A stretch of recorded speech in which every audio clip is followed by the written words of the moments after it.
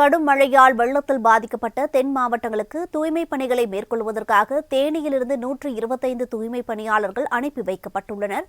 கூடுதல் விவரங்களை செய்தியாளர் பீர் முகமது வழங்க கேட்கலாம். வணக்கம் பீர் முகமது, இது குறித்தான விவரங்களை பதிவு பண்ணுங்க. வணக்கம் வர்ணியா. அதாவது கடந்த 2 நாட்களாக தூத்துக்குடி, கன்னியாகுமரி, தென்காசி, திருநெல்வேலி மாவட்டங்கள்ல பாத்தீங்கன்னா கனமழையானது வெளுத்து வாங்கியது. தற்போது அங்கு பாத்தீங்கன்னா வெள்ளக்காடாக காட்சியளித்து வருகிறது. பொதுமக்களின் இயல்பு வாழ்க்கை அங்கு பாதிக்கப்பட்ட நிலையில பாத்தீங்கன்னா, அதாவது அவங்களுக்கு தூய்மை பணி, சுகாதார பணிகள் மேற்கொள்வதற்காக தேனி மாவட்டத்திலிருந்து 6 நகராட்சிகள் போடி, தேனி, பெரியகுளம், கம்பம், சின்னனூர், கூடலூர் நகராட்சியைச் சேர்ந்த 125 துப்புரவு பணியாளர்கள் பாத்தீங்கன்னா அங்கு விரைந்துள்ளனர்.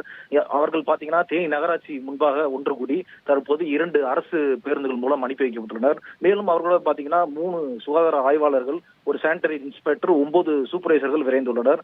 பாத்தீங்கன்னா இவர்கள் 10 வாகனங்கள், அதாவது டாடா ஏஸ் வாகனங்கள் மூலம் தற்போது அங்கு விரைந்துள்ளனர்.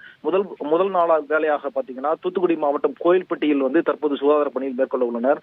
தேனி மாவட்ட ஆட்சியர் சாஜீவனாவின் உத்தரவின்படி தற்போது பாத்தீங்கன்னா அந்த 125 துப்புரவு பணியாளர்கள் அங்கு விரைந்துள்ளனர். அதாவது இயல்பு வாழ்க்கை பாதிக்கப்பட்ட நிலையில் அவர்களுக்கு உதவும் வகையில் பாத்தீங்கன்னா இவங்க ஃபுல்லா அங்க 125 பேரும் அங்க சென்றுள்ளனர். முதல் கட்டமாக கோயில்பட்டியில் தற்போது பணியை துவங்கி மேலும் தொடர்ச்சியாக இந்த ஒரு வாரத்திற்கு இந்த 125 துப்புரவு பணியாளர்கள் அங்கு பணிபுரிய உள்ளனர்.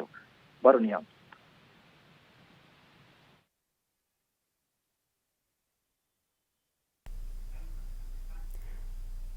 பீர் முகமது, விவரங்களுக்கு நன்றி.